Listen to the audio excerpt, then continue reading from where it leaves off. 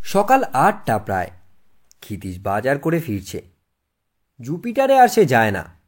সকাল বিকেল এখন তার কোনো কাজ নেই। অবশ্য বাজার করাটা তার নিত্যদিনের কাজগুলিরই অন্যতম। সে বাজারে যায় বাড়ির কাছের বস্তির সরু গলি দিয়ে, ফিরে সেন্ট্রাল অ্যাভিনিউতে চিলড্রেন্স পার্কটাকে ঘুরে অন্য পথ ধরে। আজ ফেরার পথে দেখল পার্কে খুব ভিড়। বিশ্রামশালাটায় টেবিল চেয়ার পাতা, লাউড স্পিকারে হিন্দি ফিল্মের গান বাজছে। হঠাৎ বন্ধ করে ঘোষণা হলো, নেতাজি বালক সংঘের উদ্যোগে 20 ঘন্টা অবিরাম ভ্রমণ প্রতিযোগিতা। প্রতিযোগিতা শুরু হয়েছে কাল রাত 8টায়, শেষ হবে আজ বিকেল 4টায়। লাউড স্পিকারে অন্য একটা চাপা গলা শোনা গেল, এই শালা 4টায় কিরে, বল 4 ঘটিকায়। অ্যালাউন্স করতে হলে শুদ্ধ করে বলতে হয়। যা লেখা আছে তাই তো পড়ছি। দে দে আমাকে মাইক দে। এরপর অন্য এক কণ্ঠে শোনা গেল, প্রতিযোগিতা শুরু হইয়াছে কাল রাত্রি 8 ঘটিকায়। উদ্বোধন করেন অতীত দিনের খ্যাতকীর্তি ফুটবল খেলোয়াড় শ্রী কৃষ্ণপ্রসাদ মাইতি। প্রতিযোগিতা সমাপ্ত হইবে অদ্য বৈকেল 4 ঘটিকায়। পুরস্কার বিতরণ করিবেন শ্রদ্ধেয় জননেতা ও আমাদের সঙ্গে প্রধান পৃষ্ঠপোষক শ্রী বিষ্ণুচরণ ধর মহাশয়। প্রতিযোগিতায় নেমেছিল 22 জন প্রতিযোগী, 8 জন অবসর নিয়েছে ইতিমধ্যে। ক্ষিতীশের চোখ হঠাৎ আটকে গেছে কঞ্চির মতো লম্বা নিকেশ কালো একটি চেহারাতে। গোলাকৃতি পার্কটিকে ঘিরে রেলিং, তার থেকে 6 হাত ভিতরে সিমেন্টের পথটা বের দিয়েছে মধ্যস্থলের ঘাসের জমিকে। প্রতিযোগীরা পথ ধরে হাঁটছে ক্লান্ত মন্থর গতিতে। অধিকাংশেরই বয়স 16 থেকে 17। বৈশাখের ভয়ঙ্কর রোদ মাথায় নিয়ে তপ্ত সিমেন্টের ওপর ওদের সারা দুপুর হাঁটতে হবে। পরনে ঢিলে ফুল প্যান্ট, ঢলঢলে বুশ শার্ট, পায়ে হাওয়াই চটি। চুলটা ছেলেদের মতো হলেও ঘাড়ের কিনারে পৌঁছে গেছে। রাস্তার মাঝ থেকে ক্ষিতীশ রেলিংয়ের ধারে সরে এলো। ক্ষিতীশের চোখ অনুসরণ করতে লাগলো শুধু একজনকেই। পার্কের মধ্যে শিশু ও বালকদেরই ভিড়। বয়স্করা রাস্তা দিয়ে চলতে চলতে শুধুমাত্র ঘাড় ফিরিয়ে তাকিয়ে চলে যাচ্ছে। প্রতিযোগীদের চোখে রাত্রি জাগরণ, ক্লান্তি আর ক্ষুধার ছাপ। পার্কের চক্কর প্রায় 75 মিটারের। ওদের কেউ কেউ চেনা লোকেদের দেখে শুকনো হাসছে, 2-4টে কথাও বলছে। গঙ্গায় সাঁতারের সঙ্গী সেই 3টি ছেলে পার্কের মধ্যে ঘাসের উপর দিয়ে কোনির পাশাপাশি হাঁটতে হাঁটতে ওর সঙ্গে কথা বলল। কোনি হাত নেড়ে ওদের চলে যেতে বলছে। চটিজোড়া খুলে পথের পাশে রাখল। উদ্যোক্তাদের দেওয়া লজেন্সের প্যাকেট থেকে বার করে ওদের 3 জনকে দিয়ে একটা মুখে পুরল। হাঁটতে হাঁটতে সে মুখের কাছে হাত তুলে জলপানের ইশারা করতে নেতাজি বালক সংঘের একজন ছুটে গিয়ে তাকে 1 গ্লাস জল দিয়ে এলো।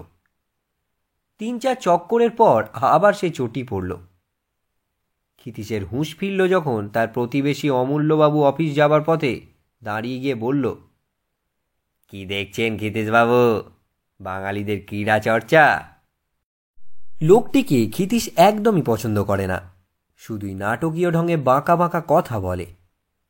কি আর করবে বলুন, আমরা ওদের ক্রীড়া চর্চার জন্যে কিছু ব্যবস্থা তো করে দিইনি, ওরা ওদের মতোই যা হোক ব্যবস্থা করে নিয়েছে।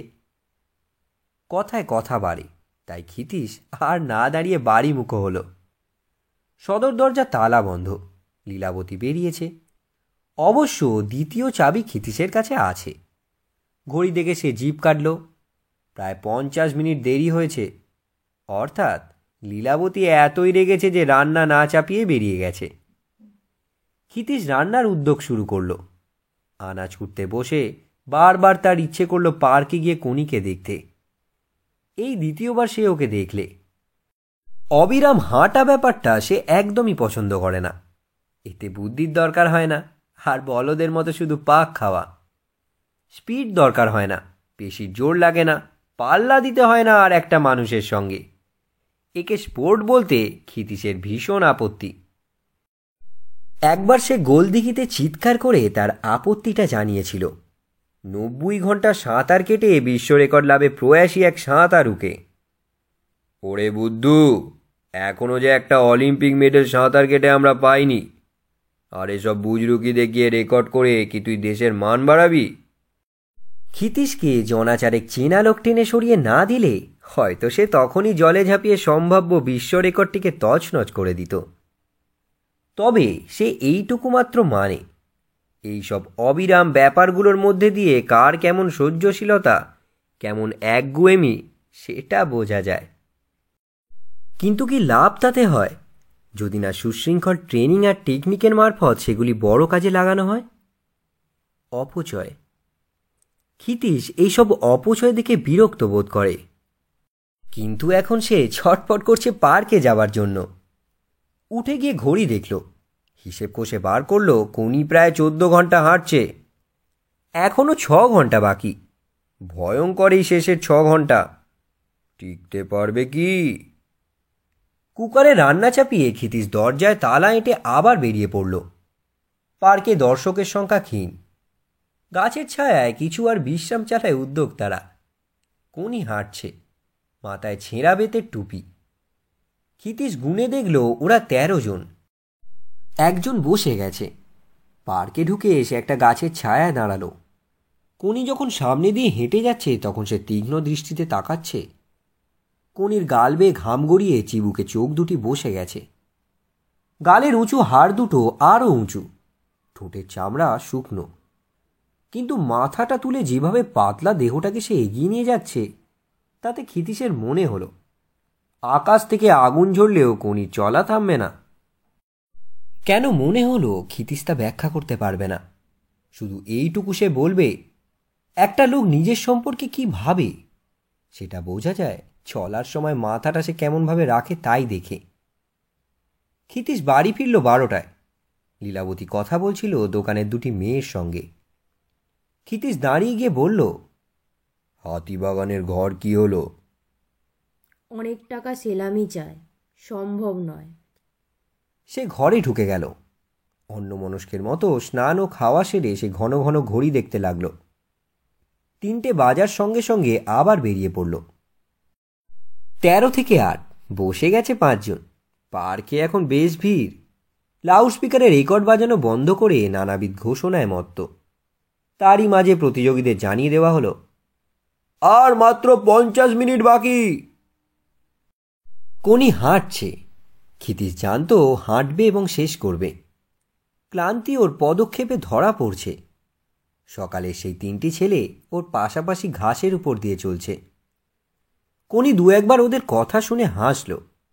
ক্ষিতীশ লক্ষ্য করল ডান পাটা টেনে টেনে হাঁটছে। অন্য প্রতিযোগীদের মধ্যে 2টি বছর 10-এর ছেলে বেশ তাজাই দেখাচ্ছে। আমাদের আজকের সভাপতি, বরেণ্য জননেতা, এই সঙ্গের হিতশ্রী শ্রীযুত বিষ্ণুচরণ ধর মহাশয় তার শত কাজ ফেলে আমাদের মাঝে উপস্থিত হয়েছেন। এজন্য আমরা গর্বিত। ক্ষিতীশ লাউডস্পিকার থেকে কান সরিয়ে চোখ পাঠালো চালার নিচে। সেখানে টেবিলের উপরে ইতিমধ্যে একটি সাদা চাদরে ও তোড়া ভরা 2টি ফুলদানির আবির্ভাব ঘটেছে। তার পিছনে বসে আজকে সভাপতি। আরে, এ তো গঙ্গার ঘাটে দেখা সেই হিপোটা। ক্ষিতীশ অবাক হয়ে গেল। আর 20 মিনিট বাকি প্রতিযোগিতা শেষ হতে, তারপরেই পুরস্কার বিতরণ অনুষ্ঠান। লাউডস্পিকারে ফিসফাস আলোচনা শোনা গেল। বলতে ভুল হয়ে গেছে, পুরস্কার বিতরণের আগে সভাপতি মহাশয় তার ভাষণ দেবেন। 8 জনই শেষ করল প্রতিযোগিতা। পার্কে হাজির প্রায় 100 শিশু, বালক ও বয়স্ক ভিড় করে দাঁড়ালো চালার সামনে। ক্ষিতীশও এগিয়ে গেল। তার চোখ খুঁজতে খুঁজতে কোনিকে পেল। সিমেন্টের সিঁড়ির ধাপে বসে পা ছড়িয়ে 2 হাতে টিপছে ডান উরু। ওরে বাবা, আর আমি হাঁটার রেসে নামছি না। দূর দূর, 1 সেকেন্ড ঠাড় নেই। তোকে তো পই পই বলেছিলুম নাম দিস না। আমি আর ভাদু একবার নেমেই টের পেয়ে গেছিলুম বোগাস ব্যাপার। কান্তি যে বলেছিল লোকেরা এসে পিন দিয়ে টাকা আটকে দেয় জামায়, কই দিল না তো। এসব ছোটোখাটো কম্পিটিশানে দেয় না। তোকে বলেছে কোনি যদি ফ্রক পরে নামতো দেখতিস অন্তত 20-25 পেয়ে যেত। প্যান্ট শার্ট পরলে তো ওকে ছেলে দেখায়। ঘোড়ার ডিম দিত, এখানকার লোকেরাই কঞ্জুস। না রে, ঠিকই বলেছে ভাদুটা। আমাকে প্যান পরলে ছেলেদের মতোই দেখায়। এই দেখ তো চন্ডু, প্রাইজ প্রাইজ কি দেবে? পুরো একদিন বাড়ির বাইরে, মা মেরে ফেলবে যদি হাতে করে কিছু না নিয়ে যাই। লাউডস্পিকারের আনুষ্ঠানিক ঘোষণাগুলি শেষ হয়েছে। সভাপতি বিষ্ণুধর বক্তৃতা দিতে শুরু করেছেন। ক্ষিতীশ হাত পাঁচেক দূরে দাঁড়িয়ে কনিদের কথাবার্তা শুনছিল। এবার সে এগিয়ে এসে বলল, তুমি সাঁতার শিখবে? মুখটা তুলল সে। কাঁচা পাকা কদম ছাটা চুলে ভরা মাথা আর পুরু লেন্সের পিছনে জলজলে দুটি চোখের দিকে একটু বিরক্ত ভরেই তাকালো। তারপর আবার সে নিজের পা টিপতে লাগল। শিখবে সাঁতার? সাঁতার আমি জানি। না, জানো না। ঝটকা দিয়ে চুল ঝাঁকিয়ে কোনি আবার মুখ তুলল। আপনি জানেন? হ্যাঁ, জানি। আমি দেখেছি তোমায় গঙ্গায়। ও সাঁতার চলবে না, সাঁতার শেখার জিনিস। যা জানি তাতেই গঙ্গা এপার ওপার করতে পারি, শেখার আবার আছে কি? অনেক কিছু শেখার আছে। আমার দরকার নেই শিখে, যা জানি তাই যথেষ্ট। ক্ষিতীশের উপস্থিতিকে অগ্রাহ্য করে কোনি দাঁড়ালো, চেঁচিয়ে ডাকল, এই গোপালা, শুনে যা। টেবিলে স্তূপীকৃত নানাবিধ প্রাইজগুলোর দিকে তাকিয়ে থাকা খালি পা, ছেঁড়া গেঞ্জি গায়ে বছর 12 একটি ছেলে এগিয়ে এলো। হ্যাঁ রে, মা কিছু বলেছে? যাও না বাড়িতে, পিটিয়ে তোমার চামড়া তুলে নেবে। দাদা?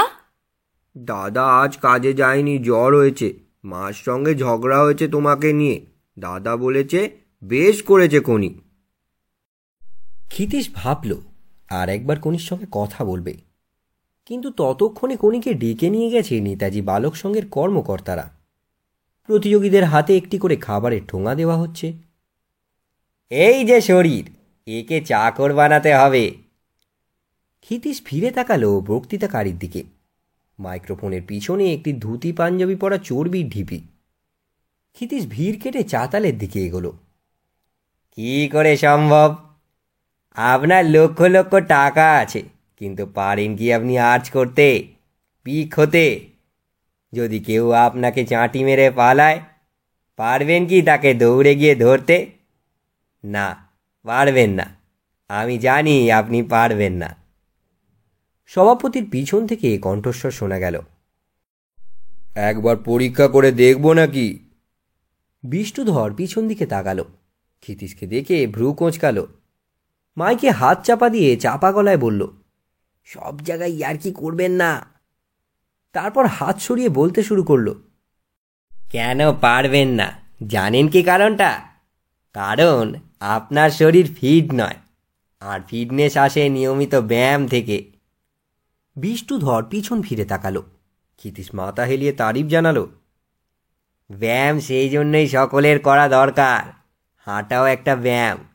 তাই নেতাজি বালক সংঘের তরুণ কর্মীদের, যারা দিন রাত পরিশ্রম করে আজকের এই প্রতিযোগিতাকে সফল করে তুলেছেন, তাদের বললাম, তোমরা হাঁটার ব্যবস্থা করো। আমি আছি তোমাদের সাথে। এটা সমাজসেবার কাজ। আমি থাকবো তোমাদের পাশে পাশে। আগে আগে। নেতৃত্ব দিতে হলে সামনে থাকতে হয়। বিষ্ণুধর পিছনে তাকিয়ে ভ্রু কোঁচকাল, তারপর মাথা হেলালো। পাশে পাশেই বা বলি কেন, আমি থাকবো আগে আগে। সমাজের কল্যাণের জন্য, মানুষকে সুস্থ সবল করার জন্য যখনই সংগঠন গড়ে উঠবে, সবার আগে আমাকে ছুটে আসতে হবে। ছোটার কথা চেপে যান। পিছন থেকে ফিসফাস শোনা গেল, যদি কেউ বলে একটু ছুটে দেখান। বিষ্ণুধর ঢোক গিলে বলল, কিন্তু ছুটেই বা আসবো কেন? মানুষ ছোটে কখন? যখন সে ভয় পায়, দিশেহারা হয়। কিন্তু জনগণ সহায় থাকলে আমি ভয় পাবো কেন? জনগণই পথ বলে দেবে, সুতরাং দিশেহারা হব কেন? না, আপনাদের আশীর্বাদ থাকলে আমি ভয় পাব না। সঠিক পথেই আপনাদের সেবা, দেশের ও দশের সেবা করে যেতে পারবো। তাই আজ প্রতিযোগিতার এই কথা বলেই বক্তব্য শেষ করব। শরীরটাকে ফিট না করলে পরিশ্রম করতে পারবে না। পরিশ্রম না করলে দেশ গড়ে তুলতে পারবে না। তাই আজ যে প্রতিযোগিতার মধ্যে দিয়ে তোমরা হাঁটা শুরু করলে। বিষ্ণুধর পকেটে হাত ঢুকিয়ে হাতড়াতে লাগল। এই যে হাঁটা, এ হাঁটা জীবনের পথে। বিষ্ণুধর অসহায়ভাবে পিছনে তাকালো। ভুলে গেছেন? ঘাড় নেড়ে অসহায়ভাবে বিষ্ণুধর ফিসফিস করে বলল, রবি ঠাকুরের একটা পদ্য লিখে এনেছিলুম, পাচ্ছি না। বলুন, এই যে যাত্রা শুরু হলো ছোট্ট এই পার্কে। মাইক্রোফোনে গম গম করে উঠল সভাপতির আবেগ ভরা কণ্ঠ। এই যে যাত্রা শুরু হলো ছোট্ট পার্কে, ধীরে ধীরে তা বৃহত্তর জীবনের দিকে, সুখ সমৃদ্ধি ভরা জীবনের দিকে তোমাদের নিয়ে যাক। এই পার্ক পরিক্রমা রূপান্তরিত হোক বিশ্ব পরিক্রমায়। জয় হিন্দ। বিষ্ণুধর হুবহু বলে গেল ক্ষিতীশের প্রম্পটটা শুনে। শুধু জয় হিন্দের পর গলা কাঁপিয়ে যোগ করল, ইনক্লাব জিন্দাবাদ। পুরস্কার দেওয়া হলো প্লাস্টিকের কিট ব্যাগ আর তোয়ালে পেল যারা 20 ঘন্টা সম্পূর্ণ করেছে। 16 ঘন্টার পরে যারা অবসর নিয়েছে তাদের শুধুই ব্যাগ, আর 12 ঘন্টার পরে যারা তাদের শুধুই তোয়ালে। কোনি পুরস্কার নিয়ে ব্যাগ উল্টে পাল্টে দেখল। সভাপতিকে নমস্কার জানানোর দরকারও মনে করল না। খাবারের ঠোঙাটা ব্যাগের মধ্যে ভরে সে ভাইয়ের হাতে দিয়ে বলল, চ বাড়ি যাই, এটা মাকে দিতে হবে। ভাইয়ের কাঁধে হাত রেখে খোঁড়াতে খোঁড়াতে কোনি চলে যাচ্ছে। ক্ষিতীশ এক দৃষ্টে তাকিয়ে। মাথাটা উঁচু, খুঞ্চির মতো শরীরটা দুলছে। সঙ্গে ওর বন্ধু ভাদু আর চণ্ডু। পার্ক থেকে বেরিয়ে ওরা ধীরে ধীরে দৃষ্টির বাইরে চলে যাচ্ছে। ক্ষিতীশের মনে হলো, ওর বাড়ির ঠিকানাটা নিয়ে রাখলে হতো। আপনাকে বেশটাদা ডাকছে। কে বেশটাদা? অন্যমনস্ক ক্ষিতীশ বলল, আর যিনি সভাপতি। ক্ষিতীশকে দেখেই বিষ্ণুধর একগাল হেসে বলল, ফিনিশিংটা সবাই বলছে দারুণ হয়েছে। তারপর কানের কাছে এনে ফিসফিস করে বলল, ইনকিলাব জিন্দাবাদটা অ্যাড করলুম, তার কারণ আছে। আমার প্রোগ্রেসিভ নেচারটা বুঝিয়ে দেওয়া দরকার। চলুন চলুন, আমার গাড়ি রয়েছে, আপনাকে সব বলছি। আমার বাড়ি চলুন। বিষ্ণুধর আগামী নির্বাচনে দাঁড়াবে, তাই এখন থেকে সে তোড়জোড় শুরু করেছে। পাড়ায় পাড়ায় নানান ব্যাপারে টাকা দিয়ে অনুষ্ঠান করাচ্ছে, আর তাতে সভাপতি হয়ে বক্তৃতাও দিচ্ছে। নির্দলীয় সমাজসেবক হিসেবে সে ভোট চাইবে। বিষ্ণুধর গাড়িতে বসে কথাগুলো জানিয়ে দিল। বাড়ি পৌঁছে বলল, আপনাকে আমার দরকার। আমাকে?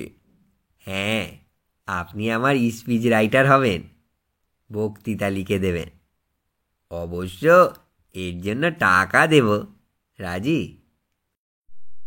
আমি তো খেলার ব্যাপার ছাড়া কিছুই জানি না। ক্ষিতীশ বিস্ময়ের ধাক্কা সামলাতে সামলাতে বলল, সেই জন্যেই তো আপনাকে চাই। খেলা নিয়েই বক্তৃতা দিতে চাই, আর কিছু নিয়ে নয়। বিনোদভর হচ্ছে সিটিং এমএলএ, খেলার লাইনের লোক, অনেক ক্লাবের প্রেসিডেন্ট। আমিও খেলার লাইন ধরে ক্যাম্পেন করব। বিনোদভর মিনিস্টার হতে চায়।